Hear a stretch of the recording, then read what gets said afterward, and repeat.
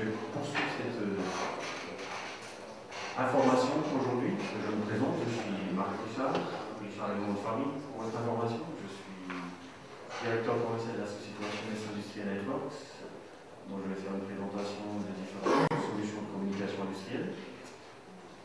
Quelques mots rapides pour l'ensemble de l'auditoire alsacien. Je suis mulhousien, j'ai été formé à l'ENSISA, à l'Exin historiquement, et je travaille pour un constructeur suédois. Donc, historiquement, lorsqu'on fait des études à Mulhouse, on arrive à monter en hauteur, et j'invite l'Alsace à insister un petit peu sur le contrôle commande et l'automatisme. Et je remercie Jean Merclé aujourd'hui parce que j'ai rarement l'occasion des efforts qu'il a fait sur la licence SARI, qui est extrêmement bien structurée dans le domaine de la communication industrielle, le sujet du jour. Par rapport au propos que vous avez entendu ce matin, HMS se positionne comme un constructeur de solutions de communication de manière large, quel que soit le protocole. On va le voir ensemble. Notre métier, et j'enchaîne déjà un petit peu sur ce qui va venir, c'est la communication industrielle et le transport de données numériques de manière générale. Et on va terminer en se focalisant également sur PowerLink, qui est le protocole qui permet d'aller chercher la microzone de manière déterminée.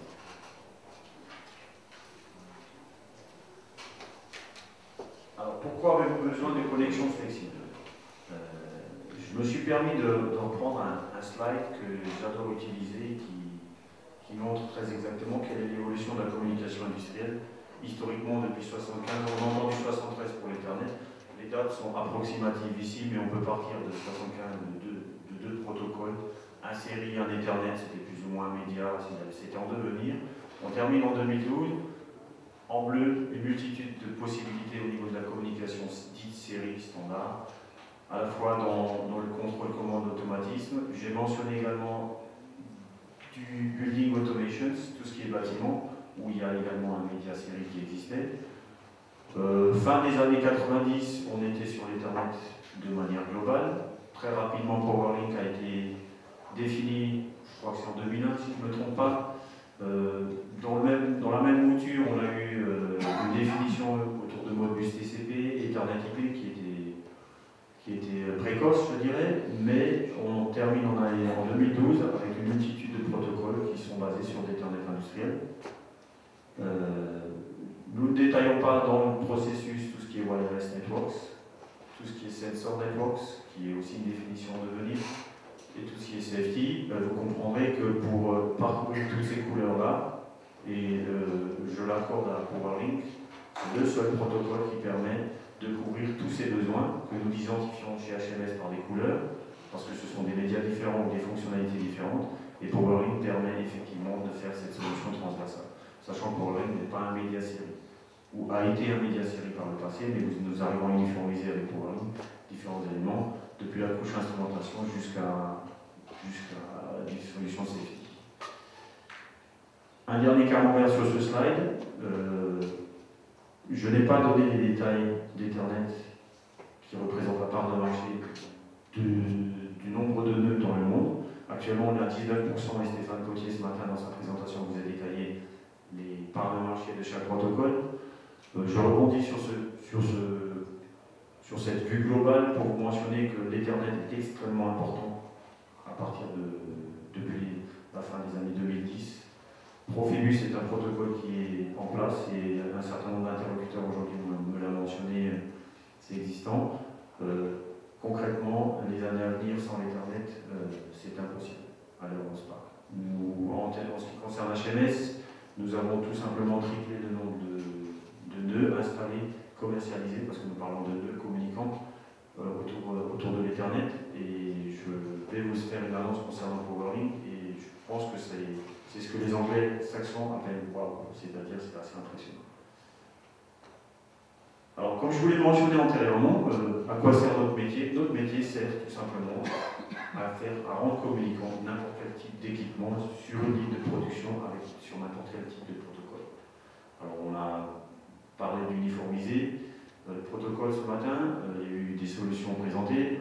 Nous sommes conscients également, et c'est la raison d'être d'HMS, qu'il y a des installations existantes, des installations futures, et nous allons essayer, nous nous efforçons journalièrement à linéariser, flexibiliser, réaliser des choses interchangeables sur des protocoles ou des réseaux qui sont dits hétérogènes. Quelques mots sur HNS, dont je suis le représentant en France. Nous sommes une société suédoise. Les points rouges de la carte vous mentionnent nos filiales. Là où nous avons des entités physiques, des personnes physiques qui font à la fois le support technique. L'ensemble de nos collaborateurs dans les filiales sont des ingénieurs ou des techniciens en automatisme et experts en communication. Les points jaunes représentent notre réseau de distribution. Nous sommes 240 personnes, assez modestes. C'est une société qui a été conçue en 1990 par 2 personnes dans un garage. Et nous réalisons un chiffre d'affaires de 42 millions d'euros en 2011. Voilà.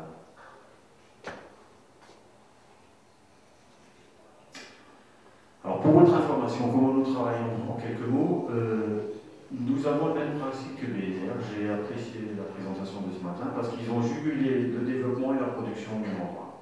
Et on se rend compte que c'est l'une des perspectives les plus enthousiastes que nous pouvons avoir, dans la mesure où le centre de production peut répondre à des prototypages rapidement et faire des tests de validation pour la R&D. Et c'est le cas chez HMS, nous avons tout l'ensemble de la chaîne qui est basée à Mustad en Suède. Nous avons bien entendu des sociétés qui permettent de fabriquer des composants électroniques en grande quantité pour nos clients.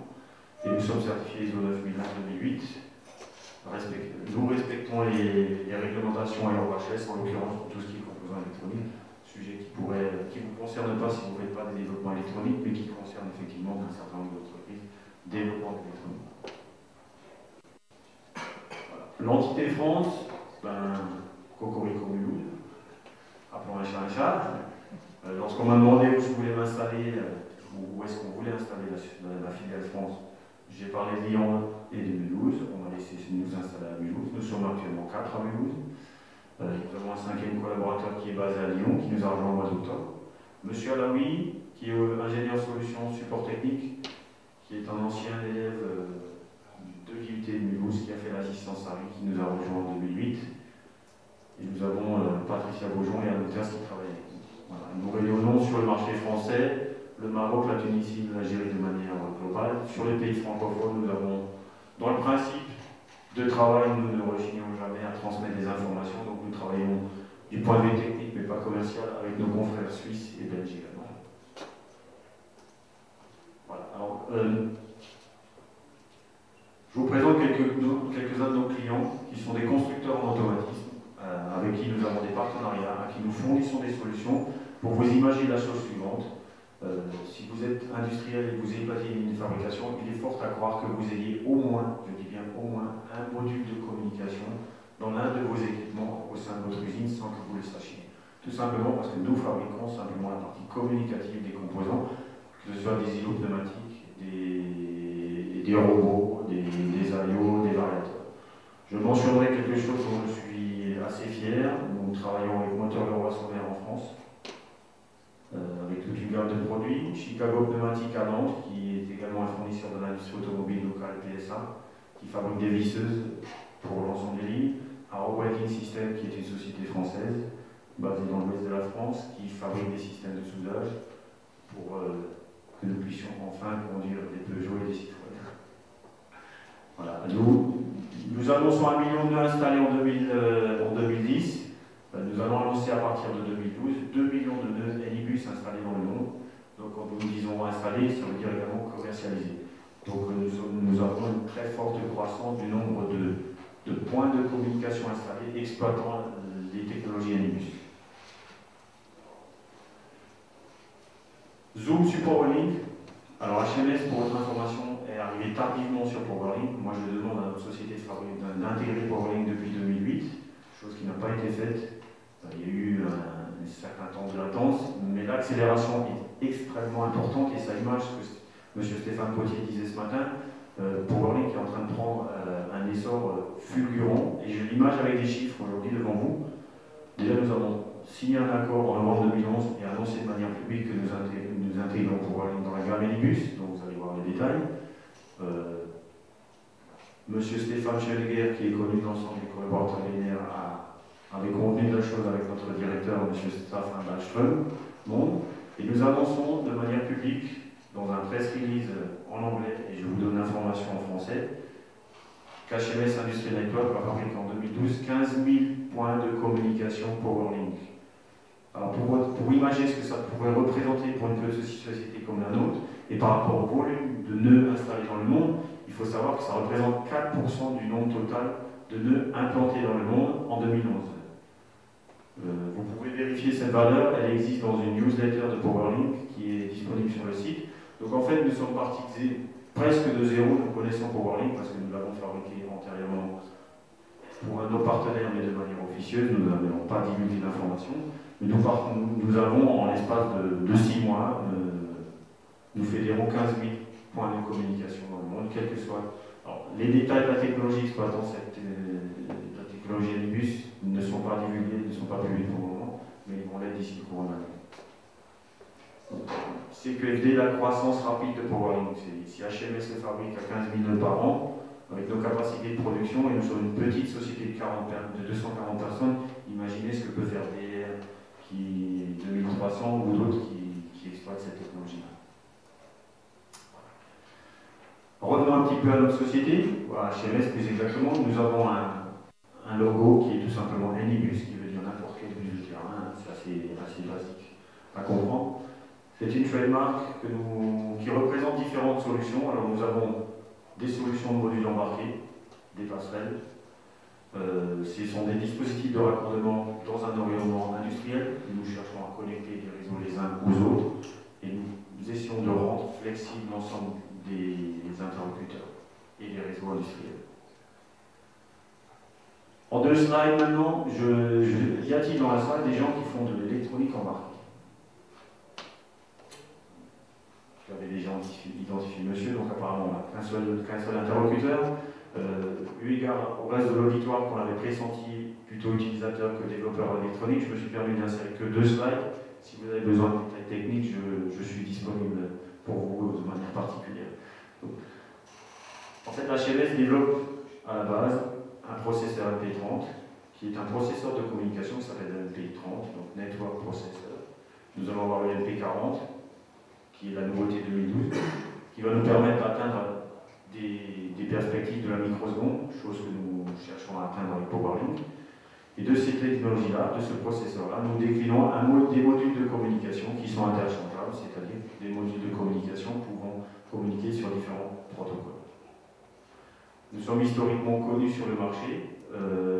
Nous apportons des solutions flexibles aux constructeurs de variateurs, d'îlots, pneumatiques, etc. dans la mesure où la partie communicative, et c'est quelque chose de brochable, entre guillemets, c'est-à-dire c'est un élément qui vient être monté en façade sur l'équipement et qui permet de rendre compatible tout type d'équipement sur le réseau, quel que soit le réseau existant ou en devenir. C'est une passerelle embarquée en quelque sorte. Voilà. Le nombre d'OEM utilisant ce genre de technologie est de plus d'1 million. Disponibilité des protocoles supportés par HMS. On a highlight en précision dans de PowerLink aujourd'hui. Historiquement, nous en supportons 23. Nous n'avons pas détaillé des choses qui sont profil variateur, donc des choses un peu spécifiques, qui ne sont pas nécessaires sur PowerLink pour la simple et bonne raison que le déterminisme temps réel de ce protocole-là n'exige pas des solutions spécifiques additionnelles à des couches protocolaires. Je clôture par ce slide la partie embarquée. Parlons maintenant de solutions et de la partie flexible de réseau. Nous sommes connus pour rendre flexible tout type d'installation industrielle, automatisée. Nous essayons de faire en sorte à ce que tous ces constructeurs-là qui sont existants, et nous sommes complètement neutres les uns par rapport aux autres, nous n'avons pas de parti pris, mais nous rendons flexibles les équipements et nous permettons les échanges de données au travers de tous ces protocoles.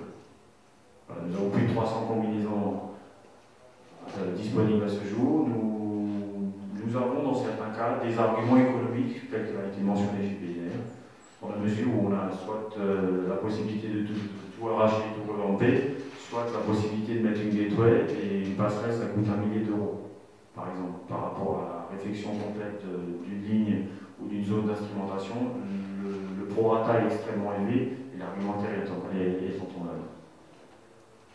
Alors, où sont les besoins de flexibilité dans des usines existantes ou en devenir? Alors, nous avons identifié plusieurs cas. Nous avons des extensions de lignes sur des machines existantes. Nous avons de la communication hétérogène entre API. Donc, effectivement, vous avez exploité un automate X, vous voulez exploiter un automate Y, vous faites jouer la concurrence, vous avez gain de cause pour des raisons économiques avec un nouveau fournisseur, mais la machine en place souhaite quand même être connectée à ce nouveau procédé pour des raisons X et Y. Nous remplaçons quelques automates dans la mesure où nous avons des fonctionnalités de maître sur des réseaux spécifiques pour aller chercher l'information sur le réseau. Nous segmentons les réseaux également, et ça c'est un argumentaire qui m'a été porté récemment. Alors, je ne sais pas comment vous réagirez vous à ce propos-là, mais j'ai un acheteur qui m'a dit tout simplement, Monsieur Richard, moi dans mon usine j'ai un lot variateur, un lot instrument, un lot d'entrée-sortie décentralisé. Tous ces trois lots sont sur le même réseau, mais en tête de chaque sous-réseau, on met une gateway HMS. Et ces lots-là sont achetés de manière dédiée auprès de trois sociétés différentes et nous faisons jouer la concurrence. Donc en fait, la segmentation, elle arrive et permet de flexibiliser et de faire des économies d'échelle.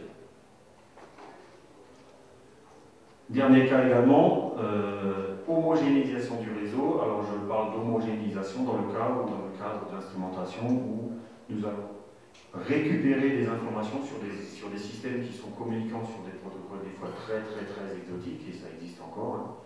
Et nous essayons de faire converger l'ensemble des informations vers un protocole unique. Nous avons une press release en 2009 concernant une usine à Lyon qui a récupéré des informations de centrifugeuses, de sondes pH-mètre. Nous avons fourni 50 passerelles et ça permet de récupérer plus de 50 000 points d'information additionnels au système de supervision. Sachant que ces 50 instruments étaient à l'extérieur du processus d'automatisme et nécessitaient des manipulations humaines antérieurement. Ça a toujours été le cas au niveau calibration, mais par contre l'information est transmise à l'automate également et ça a permis de rendre beaucoup plus flexible l'information. Voilà.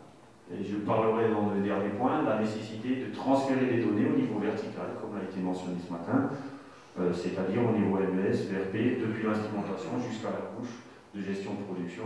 Ne serait-il pas intéressant pour l'acheteur de savoir que la commande en cours étant saisie et est en train d'être fabriquée, on peut transmettre des informations en temps réel sur les quantités produites à l'instant T jusqu'au service achat pour renseigner nos clients de la disponibilité des produits à l'heure. Voilà les besoins. Quelles sont les solutions? Nous avons en fait deux gammes de produits différents. Nous parlons de communicator et nous parlons de X-Gateway, qui sont des terminologies pour différentes solutions. Dans le détail, sur un slide, chaque produit, le communicateur série permet en fait de relier des instruments qui sont à RS-232 sur des protocoles X, même non normés, quelque chose de spécifique. Nous avons l'information sur les automates. Nous avons la possibilité de configurer ça en RS 485-422, c'est assez simple à mettre en œuvre. Les outils sont téléchargeables sur le site web d'ailleurs. Le communicateur CAN, qui est une nouvelle mouture où nous allons travailler dans le domaine du CAN en 11 bits et moins en 29 bits, en CAN 2A, CAN 2B.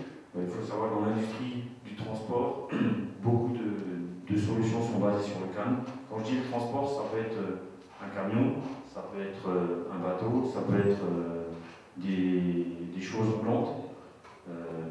Il existe des moutures militaires, on appelle ça le mini-CAN. Nous avons fédéré une solution, nous pouvons transporter des données depuis une couche CAN qui est connue des électroniciens parce que c'est quelque chose qui est relativement bien enseigné et puis chacun peut mettre sa couche propriétaire par-dessus. Mais nous cherchons à normer ces informations-là vers des protocoles standards et pour le principe de la gateway, de la passerelle, c'est plutôt un scénario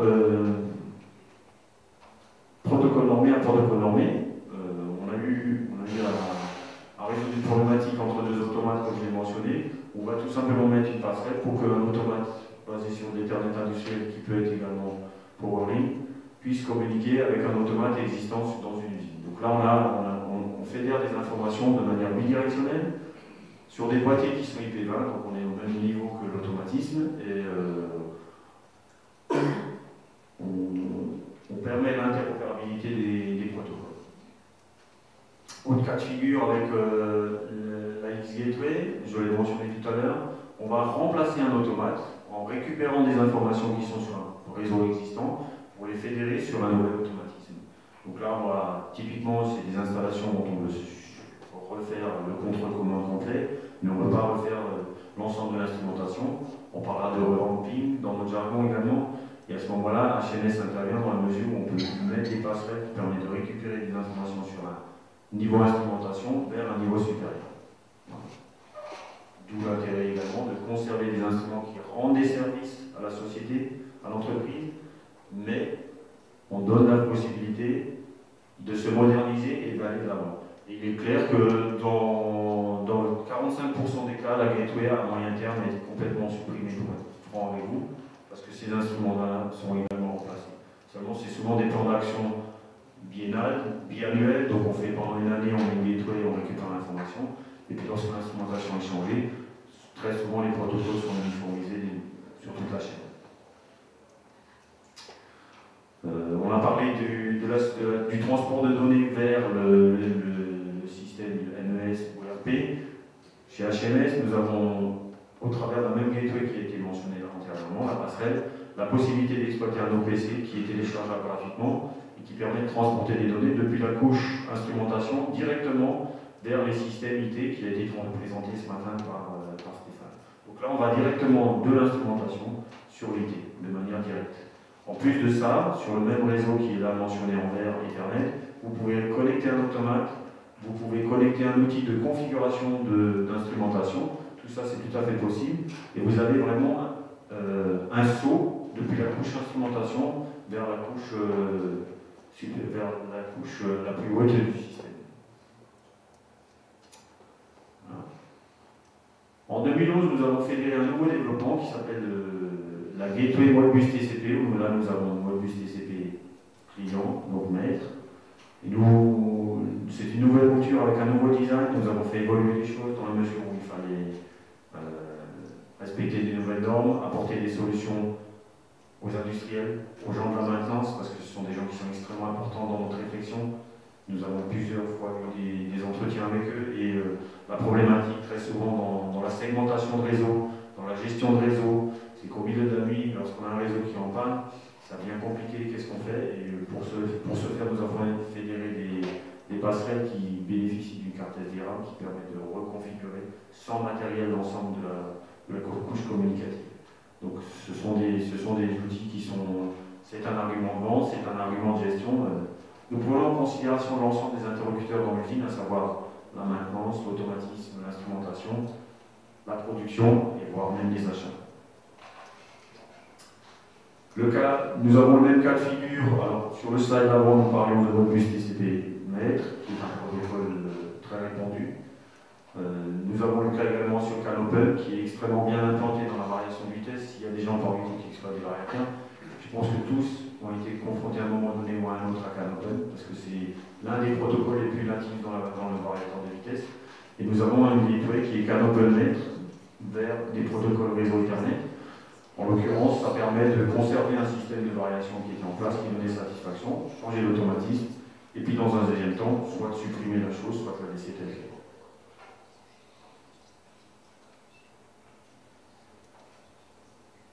Alors les avantages identifiés, parce que je parle et je voulais synthétiser en fait l'information par rapport à tout ça. Voilà. C'est une simplicité mise en œuvre. Alors j'imagine la chose par l'élément suivant. Toute la documentation technique est téléchargeable sur le site et disponible. Donc, y compris les logiciels de configuration. Donc, très souvent, les gens utilisent les logiciels avant même d'approvisionner le produit. Donc, c'est un argument de compréhension et de prise en main de la chose. Nous avons un choix technologique indépendant du constructeur, c'est extrêmement important dans le cas. Nous sommes neutres vis-à-vis de la technologie de communication et nous devons rester neutres. Le câblage des passerelles, il est très souvent fait au plus proche des éléments les moins performants, parce qu'on a parlé performance microsecondes ce matin, mais sachez que sur du DeviceNet par exemple, vous migrez qu'à 500 kilobits seconde. Donc est-ce qu'on va consacrer beaucoup d'efforts d'engineering à câbler du DeviceNet d'un bout à l'autre de l'usine jusqu'à l'automate, ou on va mettre une passerelle près de la zone DeviceNet et puis tirer un câble Ethernet qui va permettre d'aller chercher des distances jusqu'à 200 mètres en amont, en aval de. Donc on est toujours au plus près de l'élément le moins performant. Voilà, c'est comme ça que je le mentionne. Nous sommes écologiquement viables, et là j'ai un exemple très concret. Est-ce que parmi vous quelqu'un conduit une DS4? Non. Voilà. Ben, sachez que l'ensemble de la ligne robotisée de la DS4 à Sochaux et à Mulhouse, parce qu'il y a la DS4 et la C4, exploite des gateways. Nous avons revampé l'ensemble de la ligne l'année dernière avec un partenaire, et Peugeot nous a fait confiance, ainsi que cette société de robotisation. Donc là, l'argumentaire principal, c'est simple, on a mis sur un papier quel est le coût d'achat d'un nouveau robot, quel est le coût de revamping d'un robot, parce qu'il a été fait un travail de vérification d'axe et de moteur sur les robots existants, et quel est le coût d'achat d'un nouveau robot. Et je peux vous annoncer que PSA a économisé 75% de son budget sur la ligne robot grâce à nous. Les technologies que nous supportons sont liées par des tiers, c'est-à-dire que c'est facile, je me présente à vous, je vous dis nous supportons du PowerLink et d'autres protocoles. Comment vous nous garantissez la partie communicative, vu que vous faites tout type de langage communicant? Ben, ce n'est pas nous qui le disons, ce sont des laboratoires indépendants. Chaque produit commercialisé est testé par un laboratoire indépendant et validé, et les certificats, quand il y a production de certificats, sont disponibles sur le site. J'en profite qu'on ait des experts, qu'on ait Stéphane Potier dans la salle, pour qu'on puisse vous donner cette information-là, parce que moi-même je ne la connais pas. Stéphane, est-ce que tu pourrais nous préciser comment ça se passe pour PowerLink en 2 mots?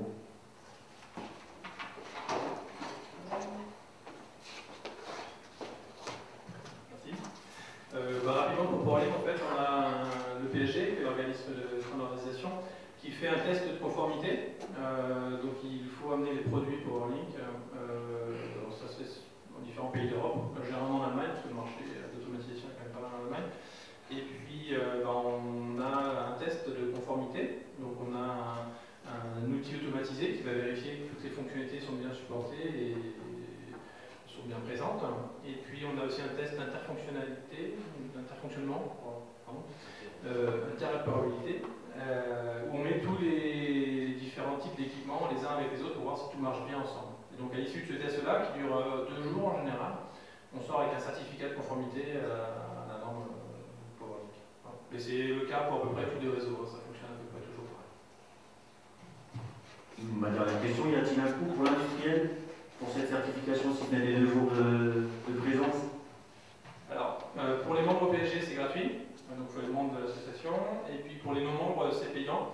Alors, je n'ai plus pris en tête exactement, c'est quelques milliers d'euros.